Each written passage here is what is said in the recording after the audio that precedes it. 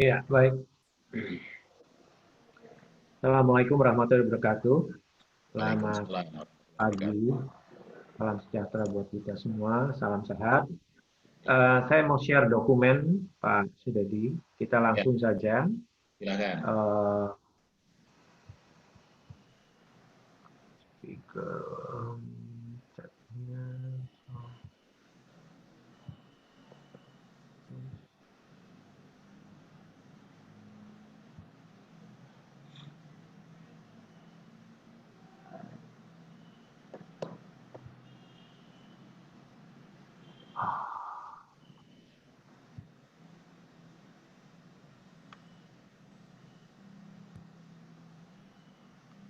Ya,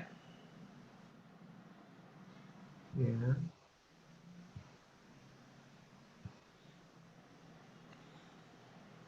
Oke, kita hari ini tetap di dalam kewirausahaan, semangat entrepreneurship, dan topiknya mengenai kinerja bisnis dan operasional. ya. Kita akan pelajari tentunya ini dari tim dosen dan terus kita akan berusaha, kami akan berusaha mengupdate materi-materi karena akselerasinya di zaman now itu cepat sekali, Coba kinerja kalau bisnis. muncul Hah? eh, blue screen tidak bisa muncul dengan baik. Saya ulang ya. Ya, mungkin seperti tadi saja barangkali.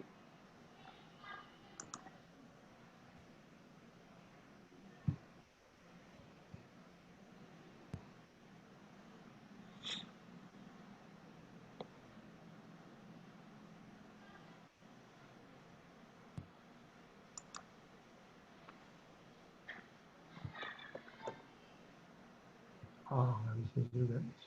Blue screen lagi ya? Belum. Balik lagi ini malah balik.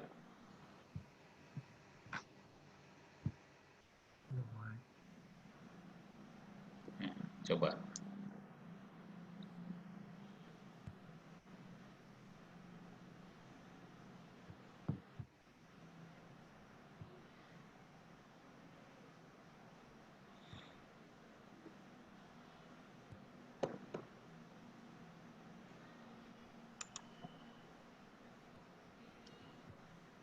Keluar, Pak. Keluar cuma belum ini, belum full. Atau mau begini saja kalau kesulitan untuk Ya, begini saja deh. ya. Kok nggak mau ya?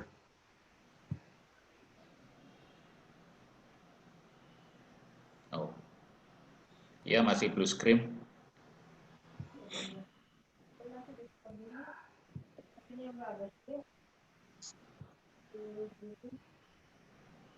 Ya, ini. Ya, begini bisa. Baik. Hari ini kita mengenai kinerja bisnis dan operasional. Jadi pengertian kinerja bisnis itu apa dan operasional. Kalau kita coba bicara mengenai kinerjanya, kinerja adalah performa. Kenapa bisnis perlu kinerja? Nah, kinerja itu hasil dari apa? Nah, bisnis itu pasti perlu performa. Kalau performanya jelek, kinerjanya jelek, maka bisnis itu akan terancam untuk tidak berkembang, bahkan mengalami kerugian. Kalau bisnis itu mempunyai kinerja performa yang tinggi, berarti bisnis itu mendatangkan keuntungan yang tinggi. Berarti performa itu kalau dalam bisnis berkaitan dengan seberapa sehat perusahaannya, seberapa menguntungkan bisnisnya, itulah yang disebut kinerja. Kita coba secara teori ya. Nah, ini kinerja sesuatu yang dicapai, prestasi yang diperlihatkan atau kemampuan kerja. Jadi performa. Dalam bisnis butuh kinerja. Orang bekerja saja sebagai pegawai, sebagai profesional, itu perhitungannya adalah seberapa baik, seberapa bagus orang itu bekerja dihitung, diukur dengan kinerja, performance. Ya, jadi ada yang sering kita dengar mengenai Key Performance Index, ya KPI. Ya, jadi itu namanya dihitung, diukur performa kinerja dari pegawai-pegawai tersebut. Bagus tidak? Itu ada hitungannya, baik secara kuantitatif maupun kualitatif. Kuantitatif bagaimana? Yang terukur kedisiplinan kerja, jam kerjanya bagaimana, datang on time tidak, istirahat bagaimana, kembali dari istirahat bagaimana, pulang bagaimana, itu kuantitatif, contoh. Ya. Kemudian absensinya itu bagaimana, sering tidak absen, sering tidak meninggalkan pekerjaan tanpa pemberitahuan, sering tidak izin, nah, sering tidak sakit.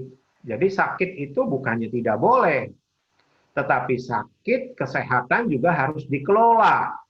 Kalau orang bekerja dan juga menjalankan bisnis, apakah itu sebagai pemilik bisnis maupun bekerja di bisnisnya, kalau kesehatannya tidak dikelola, performanya juga turun. Karena mudah sakit, sering sakit. Nah, ini juga menjadi persoalan. Nah, itu bagaimana cara mengatasinya? Itu harus ada solusi. Sebab itu kinerja penting sekali. Nah, bisnis itu sendiri berarti usaha komersial dalam perdagangan, usaha, ya, dan lain sebagainya. Prinsipnya bisnis harus mendapatkan keuntungan. Kalau mulai bisnis, menciptakan bisnis tidak mendapatkan keuntungan, ya tidak berarti keluar dari konteks kita menjalankan bisnis. Ya kan? Nah, kemudian apa definisi operasional? Operasional adalah bersifat operasi, berhubungan dengan kegiatan pelaksanaan daripada bisnisnya, pekerjaannya. Ya, kalau kegiatan operasional ada dibatasi dengan framework, dibatasi dengan frame batasan, yaitu aturan-aturan, SOP, norma-norma, kaidah, itu operasional. Nah, yang disebut kinerja tersebut adalah jika kalau sudah punya operasional, pasti sudah punya operasional dalam menjalankan bisnis. Pasti ada aturan, pasti kita tahu norma dan kaidah. Kalau kita bekerja saja, normanya sebetulnya kalau nggak ada aturan secara tertulis, misalnya orang kerja misalnya dari jam 7 sampai jam 4, ya secara akal sehat, kalau datangnya terlambat terus, bagaimana? Kinerjanya sudah pasti kurang bagus. Jadi itu secara norma umum, apalagi pada tataran masuk kepada peraturan. Secara norma umum aja kadang-kala terjadi pelanggaran. Nah, berarti profesionalisme dari pribadi tersebut, jangankan bicara standar peraturan dan operasional untuk diukur kinerjanya, dia belum masuk pada level tataran tangga mengenai peraturan, tapi di norma umum saja sudah melanggar. Ya, jadi inilah yang disebut tantangan kinerja di abad yang sekarang. Bisnis sekarang lebih mudah dalam pengertian saya bukan lebih mudah itu gampang di-create, tetapi dalam hal bentuknya bisa bentuk berupa aplikasi. Ya. Jadi segala macam sekarang ruangan lebih banyak pilihan. Tetapi persoalannya untuk menjalankan bisnis, operasionalisasi itu membutuhkan niat, membutuhkan sikap, attitude untuk menghasilkan performa kinerja yang menjadikan bisnis kita, bisnis yang dijalankan, usaha komersialnya menguntungkan. Itu yang disebut kinerja bisnis dan operasional. Ya. Nah, kemudian mengukur kinerja bisnis dan operasional. Nah, dalam bisnis itu ada kondisi di mana ada 4 indikator rasio likuiditas. Apa itu rasio likuiditas? Rasio likuiditas tentunya rasio yang digunakan untuk melihat kemampuan perusahaan yang kita jalankan dalam melakukan liability, ya, dalam melakukan kewajiban membayar hutang ataupun melakukan pengecekan efisiensi modal kerja. Jadi dalam bisnis umum kalau ada liability, membayar bunga bank, membayar hutang pokok, ya. Kalau kurang modal kan yang disebut ada modal aktif, ada modal pasif, ada modal di mana investor. Ya, kalau investor berarti tidak perlu hutang. Tapi kalau kita perlu modal dari pihak ketiga, di mana kita dari perbankan, perusahaan tersebut ada kewajiban liability disebutnya membayar hutang. Ataupun untuk melakukan pengecekan, ini modal kerjanya efisien nggak digunakannya nih. Ya, modal kerjanya untuk sesuai tujuan, efisiensinya bagaimana, atau boros nih. Ya, misalnya butuh mesin di pabrik, beli mesin dari modal kerja. Waktu instalasinya itu boros. Jadi pernah saya membantu rekan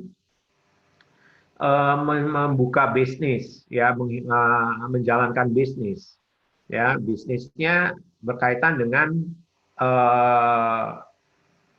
sportainment. Jadi sportainment itu yang ada mengandung sportnya, tetapi mengandung juga apa namanya, semacam entertainment, ya. Nah, itu mesinnya mesti beli, mesinnya mesti didatangkan. Oh, belilah, ini invest, beli dari Korea, ya. Nah, karena mahal sekali padat modal, cari yang second mesinnya. Karena kalau dari luar negeri dianggap jelek, karena di kita masih terbilang baru waktu itu sportainment-nya, sehingga masih layak. Jadi beli yang second. Beli second, ini sebagai contoh kasus, ya datang murah. Tetapi karena perusahaan itu tidak melakukan concern dalam penggunaan efisiensi modal kerja, pada waktu datang manggil teknisi dari orang Koreanya, itu boros. Ya, jadi banyak cost yang terbuang untuk entertain dari teknisi Koreanya. Ngapain begitu? Kita profesional aja. Jadi entertain itu ngajak makan malam tiap hari, itu ya, makan siang dijamu, setiap itu makan malam dijamu. Itu buang-buang biaya. Kalau secara profesional tidak perlu begitu. Tetapkan biayanya, kehadiran teknisi berapa hari, kemudian uang makannya berapa. Silakan. Kalau mau perlu diantar, tetapi bukan sama bosnya. Kalau sama owner atau sama pimpinan, itu akan boros karena pasti menjamu. Let them do themselves. Biarkan mereka jalankan karena sudah ada porsinya. Atau kalau mau didampingi teknisi kita, tapi teknisi kita dibatasin. Tidak boleh entertain berlebihan. Ngapain? Nah, itu berarti untuk kepentingan pribadi. Nah, efisiensi modal kerjanya tersedot, akhirnya merugi. Terlalu besar. Akhirnya, ya kalau dibilang mendingan beli baru aja. Karena beli mesinnya murah, tapi ongkos untuk instalasinya terlalu tinggi. Ya, jadi rasio likuiditas bisa digunakan untuk mengukur likuiditas dalam sebuah perusahaan. Sehat atau tidak. Likuiditas itu rasio perbandingan sehat atau tidak nih perusahaannya. Jika perusahaan itu mampu melaksanakan liability-nya, kewajibannya, maka perusahaan itu liquid. Liquid itu sehat, mampu membayar. Itu liquid. Ini terminologi liquid ini sering dipakai dalam bisnis, jadi Anda harus terbiasa. Ini perusahaan ini liquid nggak nih? Oh, liquid apa ya? Sekarang Anda tahu, liquid itu, ini liquid nih mampu memenuhi kewajiban nggak? Berarti istilah gampangnya, sehat nggak nih? Ya, duitnya ada nggak nih buat bayar? Kalau nggak ada, nggak sehat itu. Nah, itu seperti itulah kalau perbincangan bisnis. Sebaliknya, jika perusahaan tersebut tidak melaksanakan kewajibannya, maka perusahaan itu illiquid. Kebalikan, tidak liquid. Rasio yang dipakai apa untuk rasio likuiditas? Current ratio, quick ratio, dan juga cash ratio. Current ratio itu apa? Ya, dipakai untuk sejauh mana aktiva lancar perusahaan dapat digunakan menutupi kewajiban jangka pendek atau utang lancarnya. Jadi kalau perusahaan itu punya utang, jangka pendeknya nih, mampu bayar nggak? Nah, itu yang disebut current ratio. Semakin besar perbandingan aktiva lancar dengan utang lancar, maka semakin tinggi pula kemampuan perusahaan dalam menutupi kewajiban utangnya. Ya, semakin tinggi, semakin lancar. Berarti uang kasnya berlebih. Ya, makanya uang kasnya berlebih itu berarti ada dua kemungkinan, untungnya besar yang diperoleh, atau malah si perusahaan ini tidak menggunakan keuangan perusahaannya secara efektif untuk berinvestasi. Terlalu takut menggunakan, jadi nggak berbunga, nggak berbuah. Jadi seperti itu kira-kira mengenai current rasio. Ya. Nah, uh, quick ratio bagaimana? Quick ratio, namanya quick, rasio cepat. Rasio cepat itu apa? Kewajiban jangka pendek yang menggunakan aktiva lancar atau tanpa memperhitungkan persediaan. Nah, berarti nanti dikurangi persediaan kalau ada persediaan. Jadi quick ratio itu semakin besar, maka posisi keuangan semakin baik. Ya, demikian pula rasio kas. Nah, nanti saya minta Pak Sudadi, mahasiswa akan buat apa itu current ratio dalam sebuah ini apa namanya rasio likuiditas lah, Oh, iya. pendapat mereka, ya. Ya, ya, siap. Kemudian rasio probabilitas. Rasio probabilitas adalah rasio yang dipakai untuk melihat kemampuan sebuah perusahaan dalam memproduksi keuntungan. Jadi keuntungan kan mesti diproduksi. Perusahaan itu kan harus untung. Gitu. Jadi di sisi lain rasio probabilitas juga bisa digunakan untuk melihat kelangsungan hidup perusahaan yang bisa diukur menggunakan net profit margin, gross profit margin, return on equity, dan return on asset. Ya.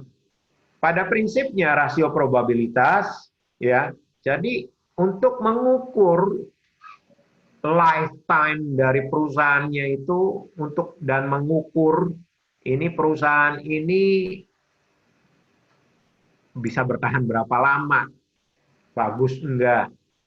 Nah, itu diukur juga dari keuntungannya kan, harus memproduksi keuntungan, profitabilitas dari kata profit.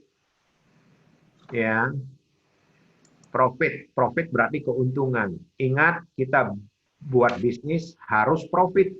Nah, sebab itu kita harus mengukur dengan net profit margin. Net profit margin apa sih? Diukur dari keuntungan margin, ya, selisih keuntungan yang bersih dari mana? Dari biaya modal, biaya material, biaya equity aset, kemudian biaya operasional, listrik, telepon, bensin, gaji pegawai, semua itu dihitung. Akhirnya muncullah net.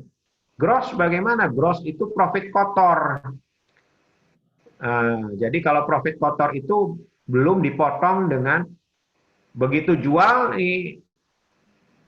masih ada perhitungan yang tadi biaya operasional apa itu gross profit, keuntungan kotor, ya, dan seterusnya return on equity, return on asset itu perhitungan daripada aset-asetnya bagaimana. Nah, kemudian rasio solvabilitas. Rasio solvabilitas adalah rasio yang dipakai menunjukkan kemampuan perusahaan saat melunasi kewajiban jangka pendek atau jangka panjangnya. Rasio ini diukur dari rasio hutang terhadap aktiva. Aktiva lancar, nah, utangnya bagaimana terhadap aktiva lancar. Fixed charge coverage dan time interest earned. Ya, jadi kan berkaitan dengan namanya hutang itu ada bunga banknya, itu berapa lama hutangnya, ada skenario hutang jangka pendek, jangka menengah, ada hutang construction loan, investment loan, atau hutang modal kerja. Nah, ada skemanya dibagi. Nah, ini rasio solvabilitas ini mengukur kemampuannya nih. Si perusahaan itu mampu bayar utang nggak?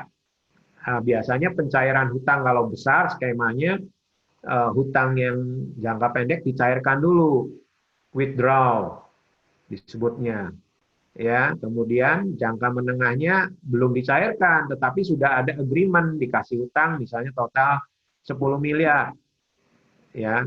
Untuk awal dicairkan misalnya 2 miliar, berarti utang yang berjalannya baru 2 miliar. Nah, potensi hutangnya 8 miliar lagi belum dicairkan. 8 miliar ini akan dibagi lagi. Jadi 4 miliar termin kedua, 4 miliar termin ketiga. Atau bagaimana tergantung dari perjanjian dengan pihak ketiga atau pihak bank. Nah, semua untuk menurunkan hutang itu diukur juga oleh pihak bank solvabilitasnya, kemampuan perusahaannya. Yang 2 miliar sudah dicairkan, dia mampu bayar nggak dalam tempo bunga banknya lancar tidak 3 bulan sampai 6 bulan pertama. Bukan untuk dilunasi. Bank itu kan namanya jual beli uang produknya. Jadi semakin bisa dia melepas uang kepada korporasi, kepada perusahaan, kepada bisnis, maka dia dapat bunga. Itulah memang kerjaannya bank. Kalau bank juga nahan duit terus, maka bank juga nggak sehat.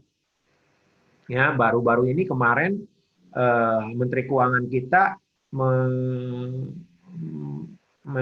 mencairkan dana titipan kepada 4 bank plat merah, BRI, BNI, Mandiri, dan BTN. Senilai kalau nggak salah 30 triliun. Dibagi 4. Nggak tahu pembagiannya kayak apa. Itu ditaruh di situ. Tujuannya apa? Oleh Menteri BUMN dan Keuangan, Menteri Keuangan disampaikan, ini dipakai nih untuk kasih kredit ke masyarakat, UMKM dan korporasi. Ya, kalau nggak begitu, ekonomi nggak berputar. Nah, kenapa?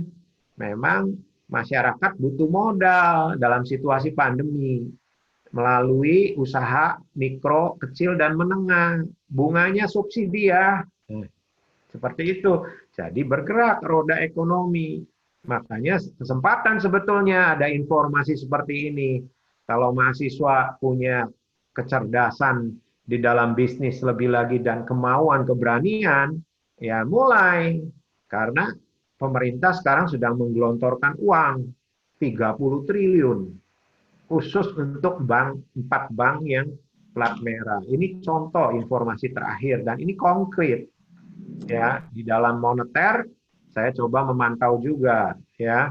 Nah, ini kesempatan buat UMKM yang terkena pandemi bisa mengajukan bantuan modal.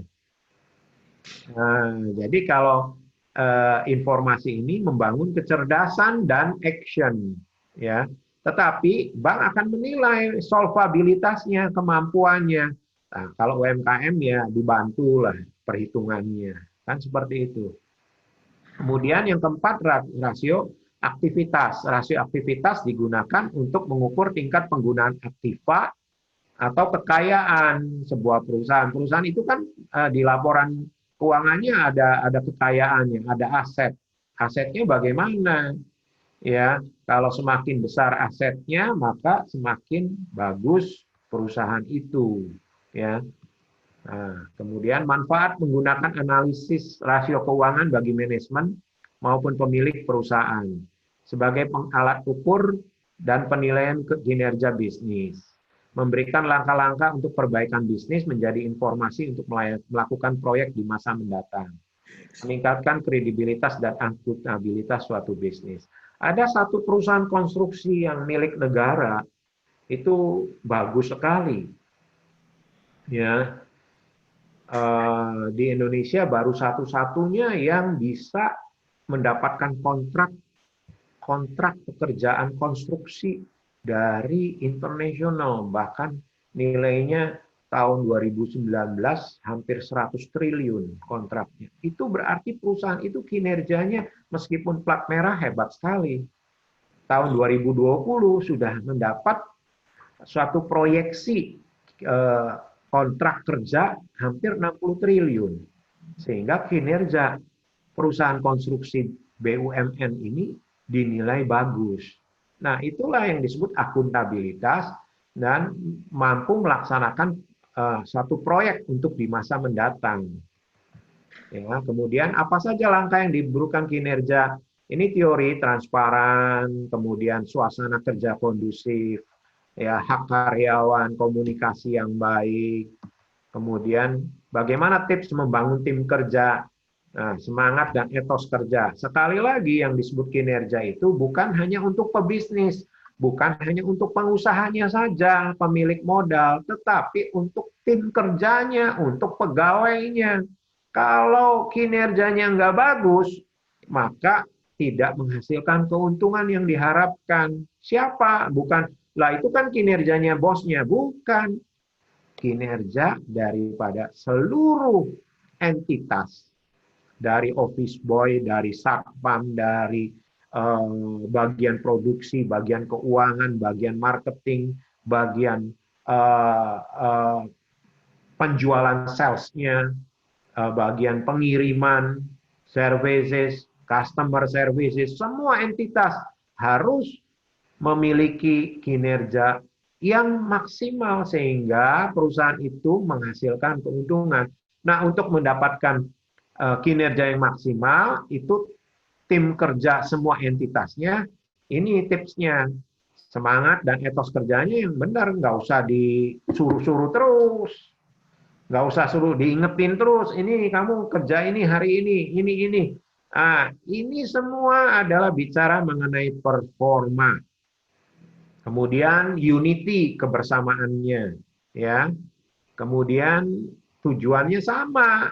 Nah, bukan menjadi entitas yang toksik.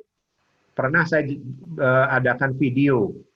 Bukan menjadi personal atau kelompok kerja yang toksik, yang menjadi racun di perusahaannya. Kerjanya nggak bagus, mempengaruhi temannya untuk memprovokasi, memberontak, mengganggu kinerja, karena tidak memiliki tujuan yang sama. What do you think we here for working? Kita di sini untuk kerja, bukan untuk berpolitik. Jadi itu pentingnya harus dipahami. Kemudian memiliki komposisi yang efektif, ya, orang punya kelebihan masing-masing sehingga sesuai dengan kelebihannya, ayo berperanlah supaya perusahaan itu semakin cepat menghasilkan keuntungan, efektif, efisien. Ya, jangan mempunyai mindset, nggak apa-apa, bos juga belum tentu tahu, ya kita boros-boros sedikit lah. Ini mindset yang salah. Gitu loh. Ya, keberhasilan orang, saya pernah menyampaikan bahwa sukses itu terdiri dari 4 parameter, yaitu keterampilan. Keterampilan itu kelebihan apa yang kita punya, talentanya apa, effort, daya juangnya, kali dengan attitude, karakter kita. Ya, nah karakter ini menunjang daripada semua yang membangun etos kerja. Kalau etos kerjanya itu ya mempunyai attitude yang tidak baik, akan sangat mempengaruhi. Kemudian yang parameter berikutnya adalah mengenai inovasi atau kreativitas. Ya. Nah, kemudian karakteristik tim harus dikenal semua. Teamwork harus baik. Ya, kalau ada yang kurang, ibarat puzzle, menyusun puzzle, ya harus pemimpinnya harus bertanggung jawab gitu loh. Ya, pemimpin unit daripada manajernya. Kemudian komunikasi, ya mau bagaimana menghasilkan kinerja, komunikasi aja susahnya setengah mati. Komunikasi itu proaktif, bersifat aktif terus-menerus dan lebih bersifat inovasi. Ya kan?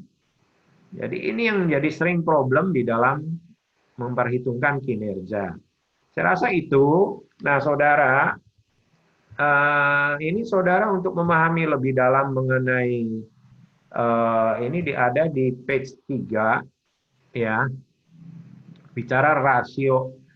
Tugasnya adalah harap dimaklumi rasio likuiditas. Anda coba ini pahami mengenai apa itu rasio likuiditas.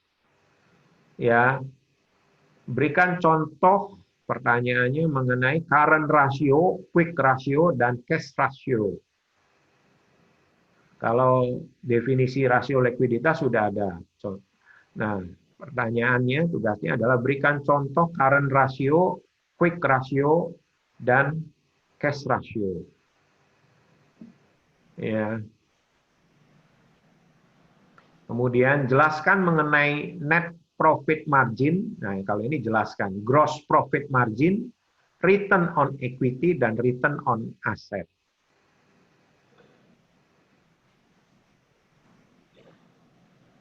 Sudah dicatat. Kemudian juga berikan contohnya.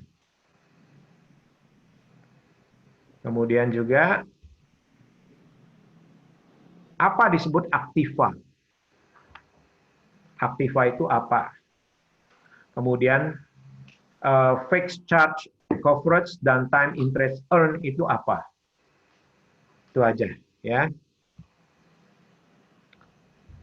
Aktiva itu penting untuk Anda memahami betul.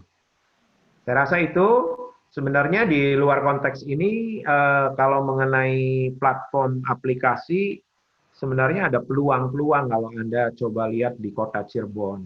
Sekarang orang lebih sulit untuk bersosialisasi, bertemu. Belakangan di pasar tradisional ditemukan adanya COVID-19. Nah, orang akan ada merasa enggan untuk datang ke traditional market.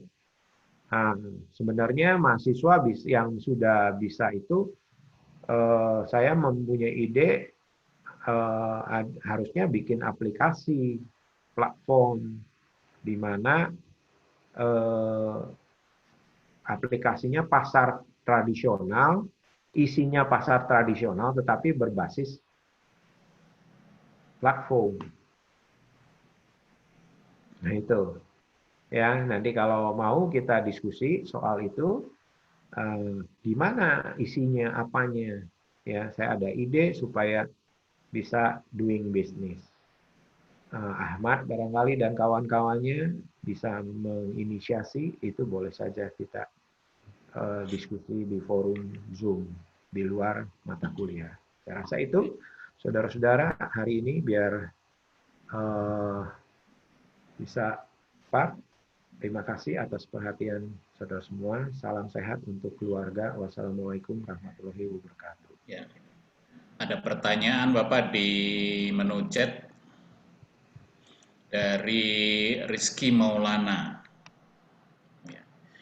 Pak mau nanya, kalau kita seorang pekerja dan punya pendapatan tetap, ambil contoh 5 juta per bulan, baiknya kita tabung atau buat modal usaha atau kita investkan ke saham.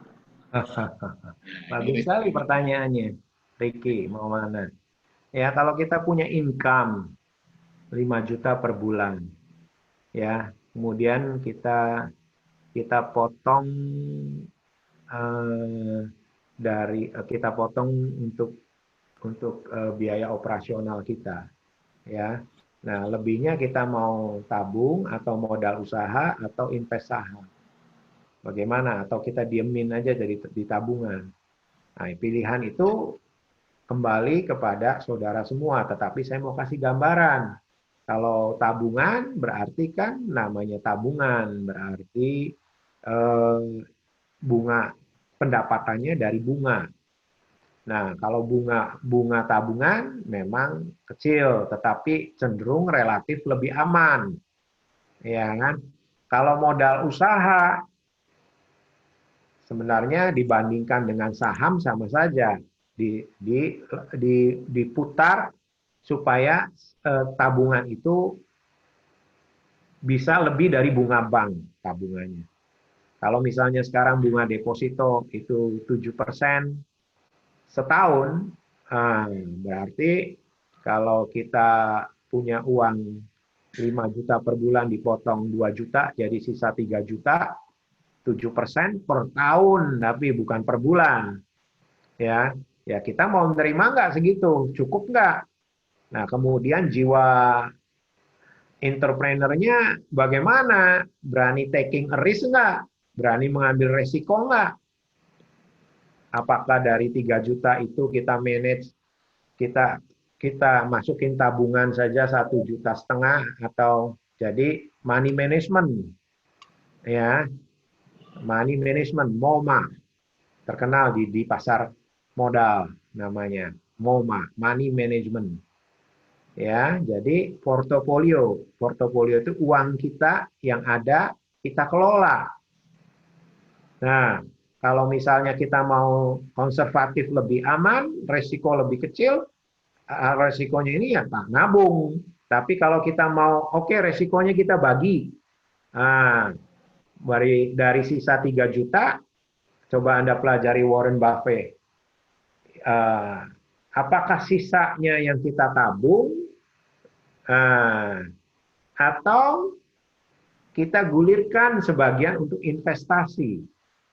Investasi, kalau modal usaha, mungkin nggak zaman sekarang usaha dengan kita mesti ngumpulin dulu dong, nggak mungkin 5 juta dipotong 2 juta, modal 3 juta. Return-nya juga lebih sulit, ya kan? Nah, invest di pasar modal, saham, sebagai opsi. Bisa juga, bagus juga. Karena apa? Ya, apa perbedaannya? Kalau saya beli properti, zaman sudah berubah. Saya beli properti. Saya beli tak dari tahun misalnya 2015. Let's say begitu. Harganya per meter 150.000 per meter. Karena situasi gini, sempat naik jadi 200-250.000, and then karena situasi pandemi, harga properti jadi turun. Jadi akhirnya apa? Nilai investasinya stagnan disebutnya. Balik lagi, berapa pasarannya sekarang? Ya paling nggak 150, itu juga udah hebat. Cenderung decline. Iya kan? Nah, bagaimana dengan pasar modal? Salah satu opsi pasar modal. Pasar modal adalah yang bisa cepat, lebih cepat untuk mendapatkan cash money-nya pada saat kita membutuhkan. Dan earn-nya itu bisa, ini teori pasar modal, bisa lebih dari tabungan. Tetapi jangan lupa, jangan bicara earn keuntungannya aja, tetapi bisa juga rugi yang cepat. Sebab itu mesti kita tahu timing yang tepat untuk masuk ke bursa, masuk ke saham. Bagus sekali, Ricky. Saya nggak tahu dasar Anda bisa jawab kalau itu di unmute. Kenapa Anda bisa mikir ke saham? Coba di unmute. Ke pasar modal. Bagus sekali. Silakan. Kenapa Anda bisa berpikir ke saham? Silakan dijawab Rizky. Nah, Eh, itu Pak, kayaknya udah ya hampir setahun lah baca-baca terus follow akun-akun yang ya main-main saham gitu. Kayaknya tertarik, udah nyoba juga sih, cuma masih reksadana. Hmm, udah pernah ya. nyoba? Iya udah, tapi masih saham yang reksadana. Oh, Oh Reksa. ya, tentunya ada perbedaan antara reksadana dengan di pasar modal saham khususnya ya. Iya. Eh, Anda udah setahun ya. Hmm. Ya, makanya punya satu. Nah, ada perspektif di pasar modal itu. Ada perspektif di pasar modal di situasi pandemi, harga harga memang saham itu luar biasa, minus 30%, ada yang sampai minus 70%. Tetapi kita mesti memperhitungkan secara tepat di dalam pasar modal. Sebab kalau kita mesti melihat sehat atau tidak, book value-nya berapa dari perusahaan tersebut. Paling aman perusahaan yang sifatnya apa? Perbankan yang milik pemerintah, yang dijamin oleh pemerintah. Jangan melihat saham itu murah, ya sekarang murah, tetapi book value dari nilai sahamnya sebenarnya nggak bagus, gitu. Ya, fundamen dari perusahaannya itu nggak bagus. Ya, jadi pasar modal bagus juga, ya bisa ke situ. Jadi tergantung keberanian memperhitungkan resiko. Ya, ada yang dibilang krisis itu sebuah peluang. Di balik krisis ada peluang. Contohnya dalam situasi pandemi di mana harga di pasar modal ya itu lagi terjun bebas, kalau ada orang yang cerdas memikirkan that's peluang, tapi peluangnya hati-hati. Ada yang disebut MOMA tadi, money management. Ya, di situasi pandemi apa yang disebut invest ke pasar modal? Ya, jangan macam-macam. Apakah tepat di properti? Ya, menurut saya kurang tepat. Di pasar normalnya aja properti lagi nggak bagus, apalagi di pasar modal. Coba nilai sahamnya yang properti, ya perumahan, mal-mal di bulan Maret 2020, Anda lihat terjun bebas, ya bisa minusnya sampai 70-80%, ya kan? Nah, yang hebat di zaman situasi pandemi, bicara mengenai pasar modal, apa kriterianya? Yang kaitan mengenai kesehatan, nomor satu. Berarti perusahaan yang berkaitan dengan kesehatan itu perlu diperhitungkan lebih baik daripada perusahaan properti. Demikian pula perusahaan apa lagi? Perbankan.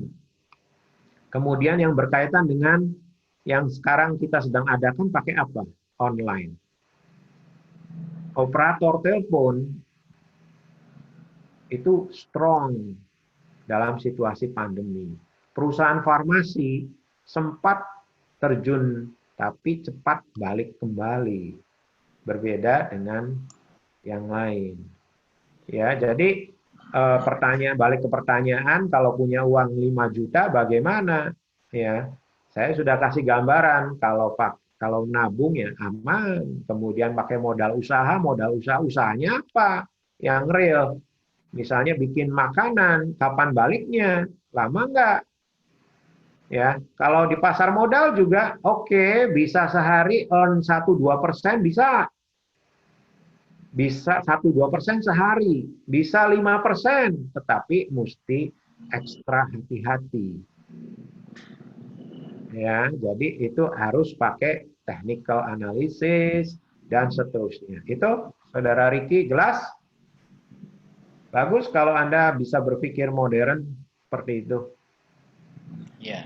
Hmm. Oke, Rizky Maulana ya. Silahkan yang lain masih ada?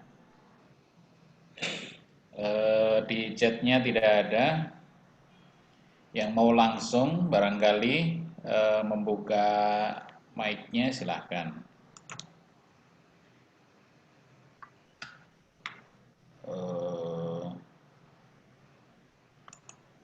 Hanafi ada. Oke ya, kalau tidak ada ya mungkin sudah cukup. Kita akhiri saja. Ya, ada satu pendapat, kalau Anda menabung dari sisa yang Anda punya, ya, kalau Anda menabung dari sisa yang Anda punya, itu kecepatan multiplikasinya akan lambat. Gitu lah. Tapi kembali lagi semua kepada yang disebut perhitungan dan kembali keberanian kepada Anda. Ya, semoga bisa bermanfaat. Ya, terima kasih. Wassalamualaikum warahmatullahi wabarakatuh. Waalaikumsalam warahmatullahi wabarakatuh. Terima kasih Bapak Dr. Chandra. Hari ini kita sudah selesai kuliah kewirausahaan 2. Ingat ini pertemuan ke-12, berarti masih ada dua sisa pertemuan lagi, ke-13 dan ke-14. Setelah itu UAS, jadi siap-siap ya. Kemudian kuis-kuis juga tolong diperhatikan, ini nanti berarti akan ada tambah kuis satu lagi ya. Terima kasih untuk hari ini, terima kasih semuanya. Kita akhiri dengan Assalamualaikum warahmatullahi wabarakatuh. Selamat siang, salam sejahtera, semoga sehat semuanya untuk semuanya. Terima kasih.